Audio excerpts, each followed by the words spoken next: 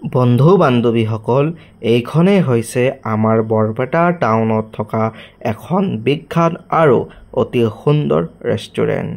ৰেষ্টুৰেণ্টখনৰ নাম টেম্পটিং বিষ্ট্ৰো, যিখন বৰপেটা মেডিকেল কলেজৰ ওচৰতে অৱস্থিত। আজি আমি ইয়াতে খাব আহিলোঁ চিকেন ম'মৰ লগতে কিটকেট শ্বেক আৰু অৰিঅ' শ্বেক।